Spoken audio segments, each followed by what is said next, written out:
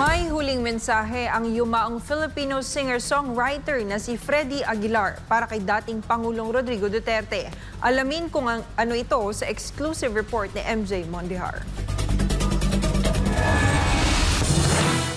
May 15 ngayong taon ang isagawa sa Liwasang Bonifacio ang isang malaking rally bilang pagsuporta kay dating Pangulong Rodrigo Duterte. Dito dumalo ang mga malalapit na kaibigan ng dating presidente na ipinakulong ng Marcos Jr. government sa lupang Banyaga dahil sa bintang na crimes against humanity ng kanyang gera kontra iligal na droga. Isa sa mga kaibigang dumalo at nag-perform noon ay ang isa sa mga alamat ng musikang Pilipino, ang singer-songwriter na si Freddy Aguilar. Sa eksklusibong panayam ng SMNI News nung araw na iyon, nanindigan si Ka Freddy na mali ang pagpapadala sa kanyang kaibigan sa ICC. Well, ito na yung pinakamalaking pagtatraidor sa isang kababayan na nakita ko sa buong buhay ko. Ako po ay 72 years old na ngayon. Lahat po halos ng naging presidente ng Pilipinas magmula kay Diosdado Macapagal hanggang kay Digong, hanggang kay Bongbong ay nasaksihan ko lahat po ang kanilang pagpapatakbo. Pero ito na po yung pinakamalaking traidor na pangyayari sa isang naging presidente. Bilang Pilipino, nanindigan si Ka Freddy sa pag-iral ng ating kultura bilang magalang at may pagtanaw ng utang na loob, lalo na sa mga dating presidente ng bansa. Kasi po kahit tapos na po yung termino ng isang presidente, dapat pa rin po natin igalang yung kanyang pwesto dahil naging presidente nga po siya ng bayan natin nung araw.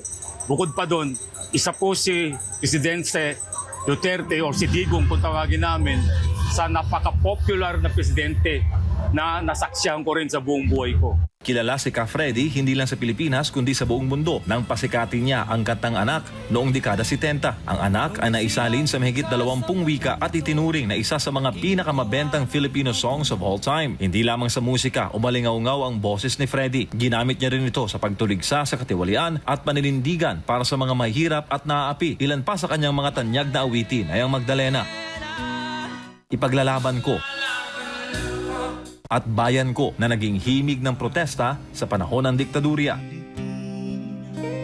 Sa kanyang mahigit 4 na dekada sa industriya, kinilala si Freddy Aguilar bilang haligi ng OPM at naging inspirasyon ng maraming musikero at makabayang Pilipino. Tayo na, Pilipinas, tayo na magbago.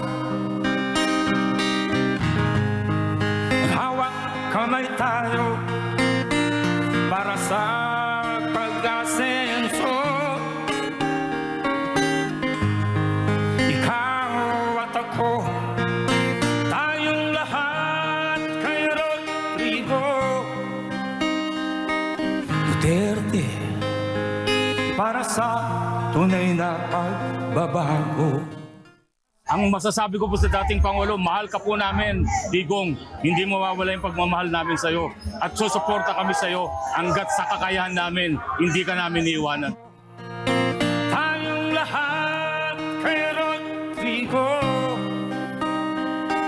Duterte para sa tunay na pagbabago. Para sa Diyos at sa Pilipinas kong mahal, MJ Mondihar, SMNI News.